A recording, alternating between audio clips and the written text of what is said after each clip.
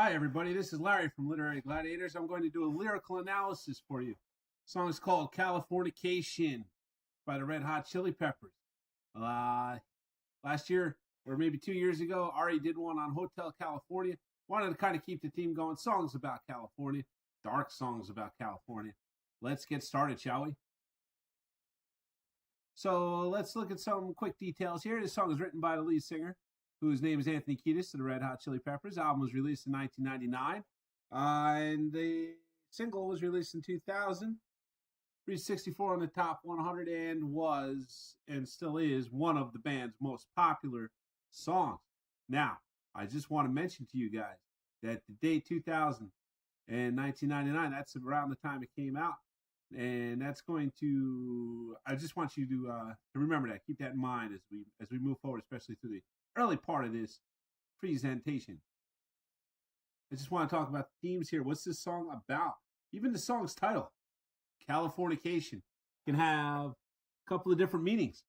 The first meaning being, Californication, right? Dealing with kind of like a sexual theme, right? Or sex or having sex.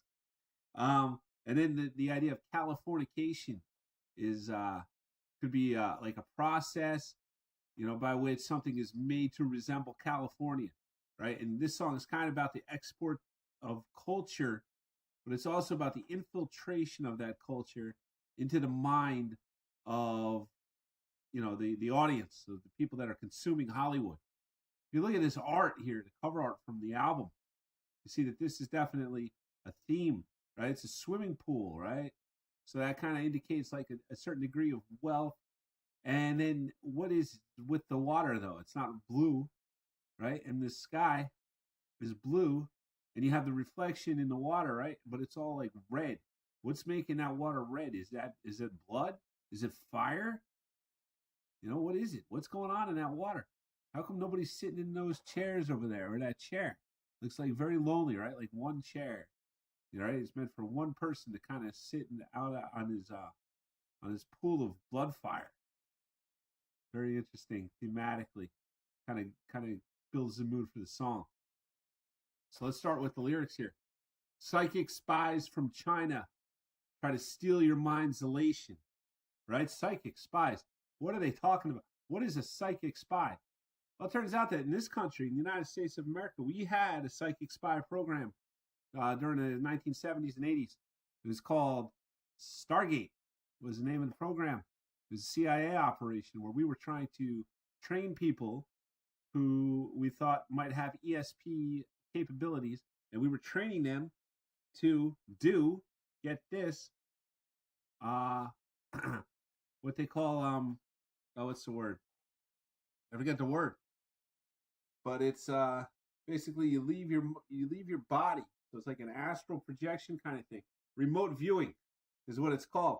And then you teleport your consciousness to another area of the world even, and supposedly be able to spy on people, view classified documents, these kinds of things with just your consciousness, by having your consciousness actually leave your body using ESP or other kinds of methods, right? So psychic spies is something that we used to actually do in this country until it came time for refund, to refund the program, and the Congressional Budget Office wanted to see results. The results were not very good, but we did have psychic spies in this country, right? What about China?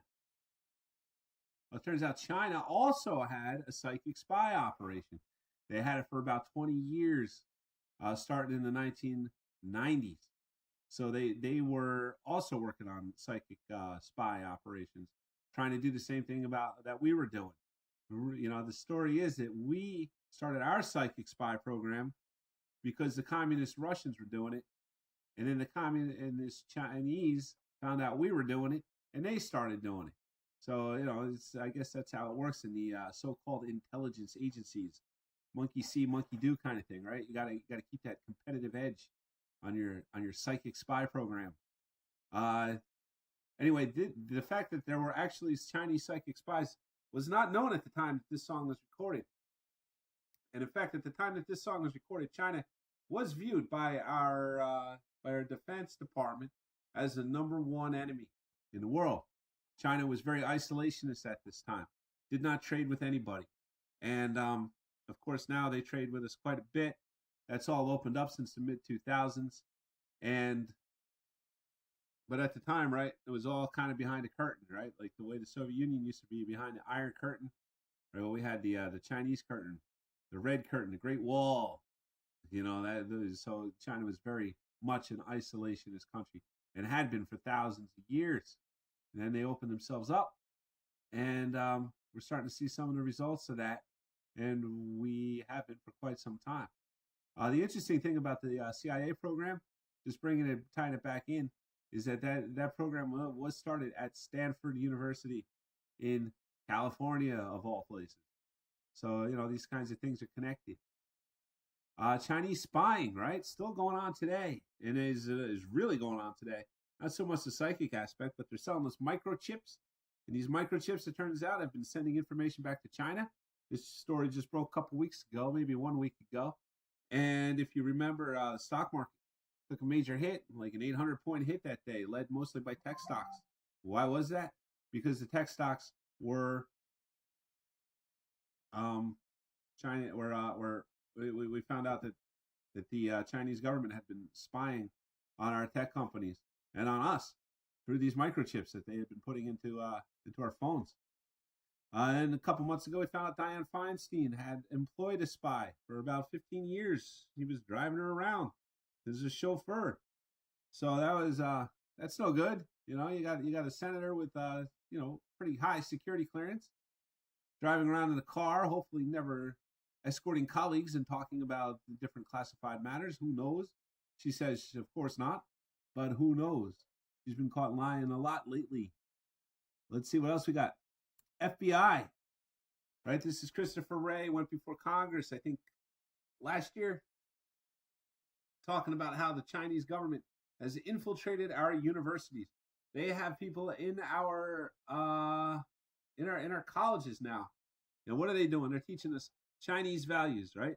They're trying to steal our mind's elation, right? That's what the Chinese spies are trying to do in the song, and that's what they're always trying to do, as far as I'm concerned, right? No good communists. So let's see here. We got Pope Francis. Oh, by the way, all these news stories, I'll have them in the description so you can see them. Pope Francis given into the Chinese Communist Party. Right, he had a wacky quote a couple of weeks ago, or maybe a month ago, where he said that the communists make the best Catholics. And of course, China's now banning online Bible sales and is tightening religious controls of not just Christianity, but of all religions. We see that happening right now. Then we go, could California ban the Bible, right? Bringing it back. So these China and California, once again, kind of the birthplace of similar things. This was a big story a couple months ago because because California had this bill that they were proposing to make a law, and what that bill would have done, very seriously, is ban books. If those books were deemed to be not nice to homosexuals and the different protected classes, right? So it's kind of like an attempt to ban books. And, as you know, or may know, that the Bible does not speak fondly of homosexuality.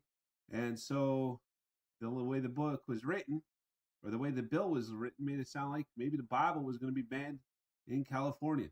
Very interesting stuff. Of course, all the liberal media came out and said, no, this bill's got nothing to do with the Bible. But, the language of the bill certainly suggested that it was a possibility. Bill's been withdrawn, and luckily, that's not a problem right now. But once again, we see that theft of your mind's elation, right? The glory of God could disappear, could be usurped, right, by commies or by just nihilists or non-believers or whatever. Chinese influence in Hollywood strong. It had been strong since they opened up trading. For one thing, they were buying stuff, right? They were buying Hollywood properties trying to, so that they could produce movies. The other thing that's interesting about what's going on with China is that their market, their box office, huge market for our filmmakers. So our filmmakers are now taking that into account when they're deciding what stories to tell. Obviously, Christian stories won't be accepted in China. So, if you're going to spend a lot of money making a movie, it's not going to be a Christian epic probably right now, because we want to double dip, right? We want to hit our market, we want to hit Western markets, and then we want to hit that Chinese market too. You're not allowed to have ghost stories, not allowed to have supernatural elements in your story in order to have those movies appear in China. China is very strong about that. China's also kind of down on social justice, and that's becoming a rising theme in Hollywood. So the box office lure of China is kind of fizzling out as California decides what's important, what they value. And we've got the next phrase: little girls from Sweden. Excuse me a moment. They dream of silver screen quotations.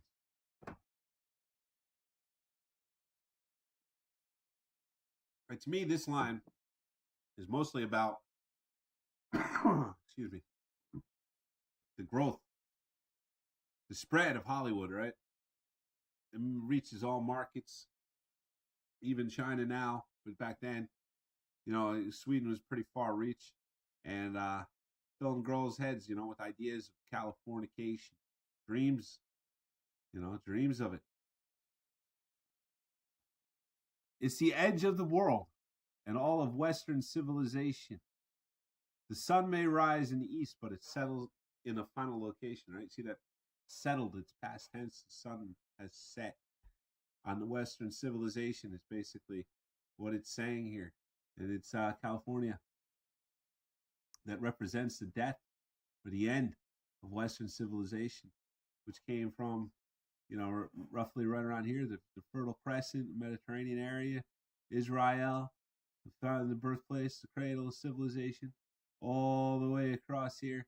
And now it's over, right? Now it's over. Now it's settled in the ocean over here somewhere, right? And that's the idea. And hey, at least, it may have started in the east, but at least it's settled here, right? Like, glad it's gone kind of thing. So anyway, it's understood that Hollywood sells Californication, right? Going back to the spread of those markets, right? All the way across to Europe, filling little girls' heads up with funny ideas. So now, out there, you pay your surgeon well to break the spell of aging. Celebrity skin. Is this your chin? Or is that war you're waging?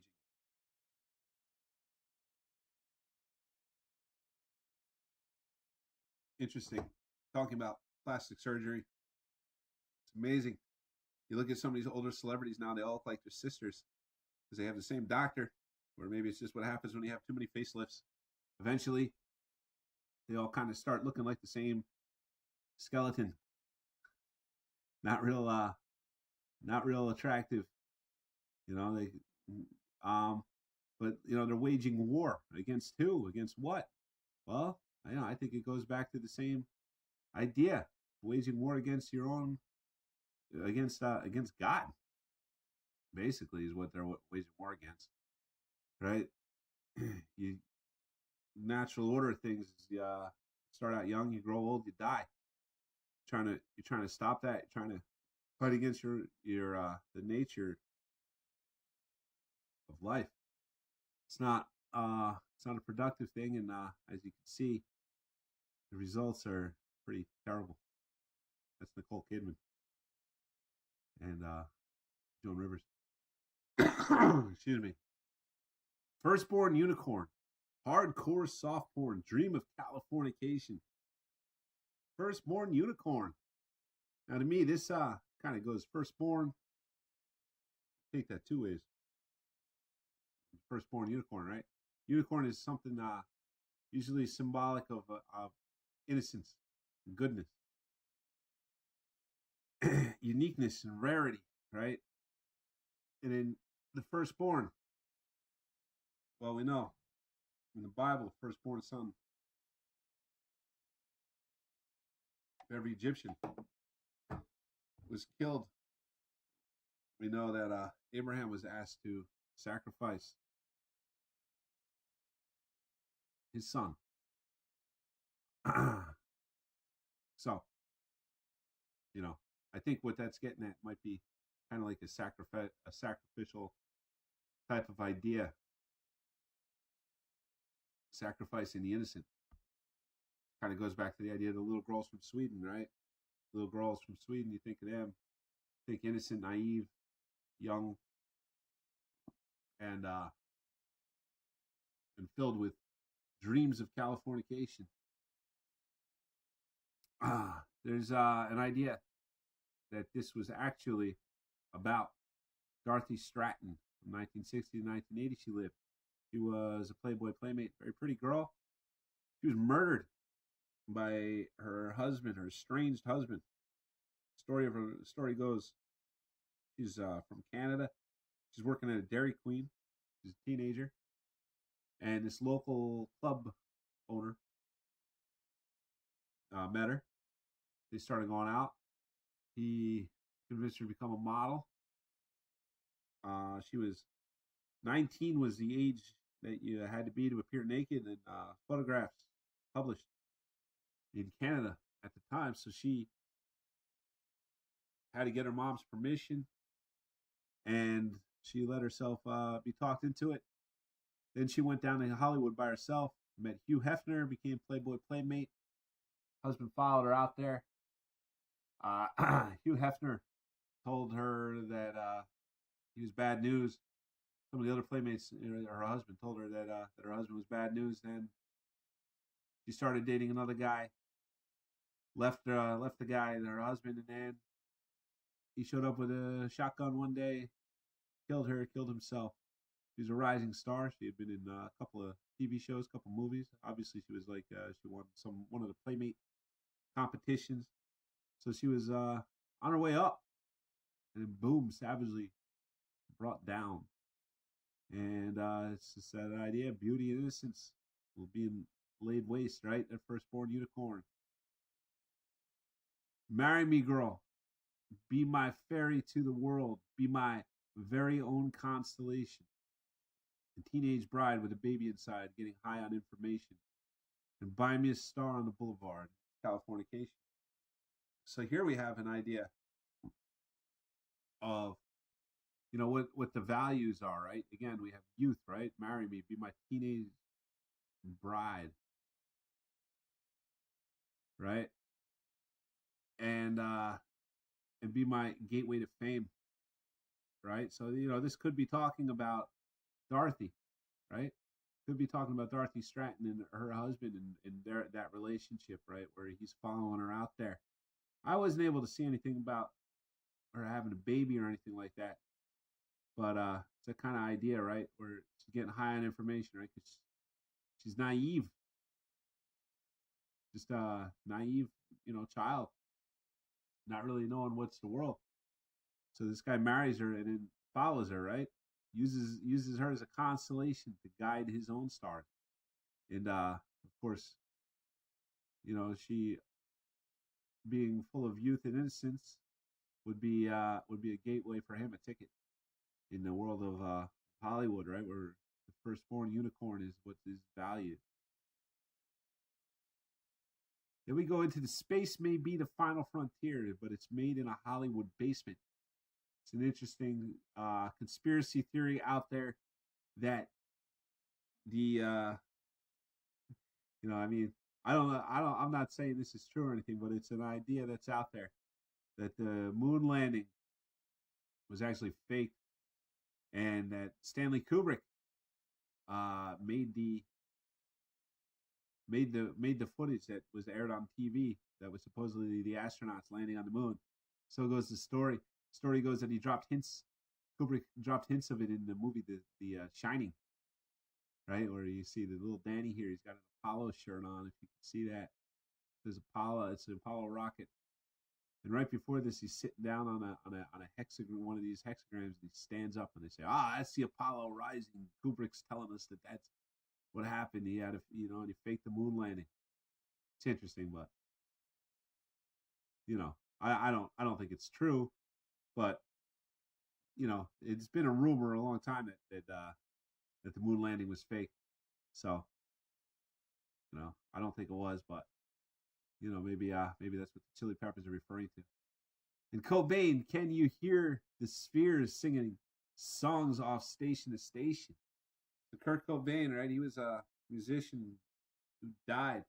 His drummer was Dave Grohl when he was with Nirvana.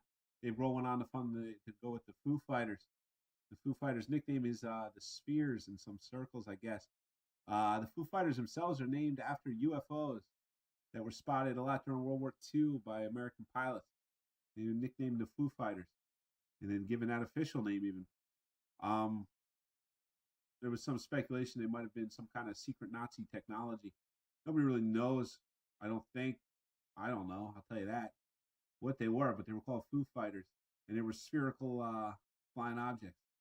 So the spheres here seems pretty clearly to represent the Foo Fighters, and asking Kurt Cobain, whether he could still hear them, I guess. And Station to Station is it's a David Bowie album. I'm not too familiar with, so I won't comment. And Alderaan's not far away. It's Californication. Alderaan's that planet in the original Star Wars movie. It's Princess Leia's home planet, where they take her on the Death Star and then they blow it up because she won't tell them where the secret plans are. Well, she won't give them information about where the secret plans for the Death Star are. So what do? Well, they blow up her planet. Genocide. Born and raised by those who praise control of population. Well, everybody's been there, and I don't mean on vacation. No, sir. You don't mean on vacation at all. You mean that Californication, right? That feeding of our mind. So, born and raised by those who praise control of population. Right here, in the background here, I got an image of Bill Gates. That's Bill Gates at a TED Talk, where he was talking about this mathematical formula right here, where it's carbon dioxide is equal to the population times the services per person times the energy per service times the carbon per unit of energy. And he says that in order to stop the global warming threat that looms over us all, he has an idea of what to do. And it's to get one of these numbers here, either the PS, the E or the C, down to zero, right? Because if you multiply anything by zero, then it's zero. So then we won't be using any more carbon dioxide. We'll be saved from global warming. So the first one he talks about, he goes through each of these, talking about which one can you get down to zero? What can we get down to zero? He starts with population. He goes, well, population's growing. He goes, the next 20 years or so, population is expected to hit 9 billion people. Then he goes, but with vaccines, with reproductive health and with healthcare in general, we might be able to reduce that number by 15%. Like, oh, that's interesting. That's an interesting strategy, especially considering that, he's this big so-called philanthropist. He's donates lots of vaccines down there to Africa, where people take the vaccines, and a lot of them end up a lot worse off than they were before the vaccines. So it's interesting that he looks at reproductive health services, and vaccinations as a way to cut population growth by 15%, isn't it? Anyway, that those kinds of dreams, right? Not very positive. What kind of children are born onto people who value the idea of controlling the population, right? Whether you're actually talking numbers or whether you're just talking from a propaganda standpoint, controlling the population. Both apply, right? California is pretty big, right? Bill Gates, Silicon Valley, that's all out of California. And I'm sure, given the liberal leanings of most of the people that live out there, I'm sure they're all, real scared of the global warming. Well, everybody's been there, and I don't mean on vacation, right? Again, because we've all seen a movie, right? Who hasn't seen a movie? Who hasn't been introduced to Hollywood? Excuse me.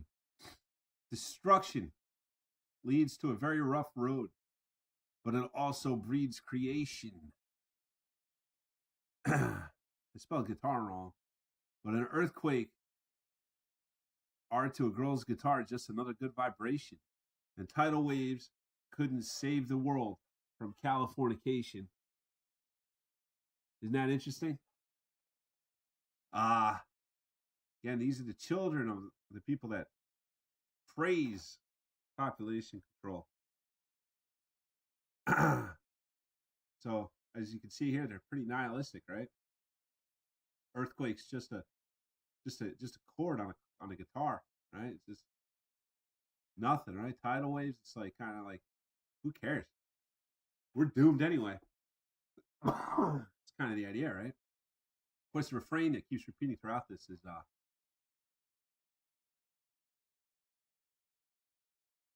about the firstborn unicorn, right?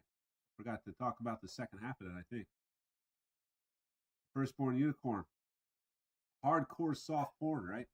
That's another thing, kind of like Californication, right? It's like, well, what does that mean? It's kind of double edged there. Hardcore porn is the kind of pornography where they actually show penetration. Soft porn, no penetration, right? Stuff you see on HBO at midnight or whatever.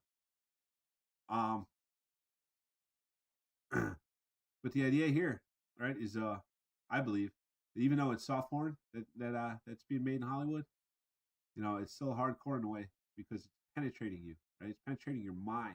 That's the penetration point. It's corrupting you, giving you all these ideas about population control, about the nihilism, the grunge movement, Alderaan, right? Genocide Alderaan. And being born and raised by people who like the idea of population control. Destruction leads to a very rough road, but it also breeds creation. Yeah, I mean, that's true. It can, right? But is it worth it? Is it worth our humanity? Tidal waves couldn't save the world from Californication, right? So that's kind of like a sad note. It's kind of hopeless,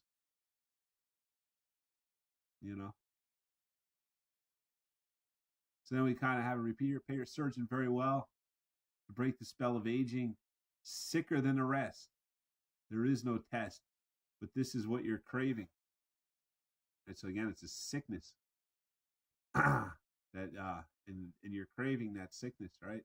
Once you start having those California dreams, it's like a disease, and it's a bad disease, right? It's sicker than the rest. But it's what you're craving.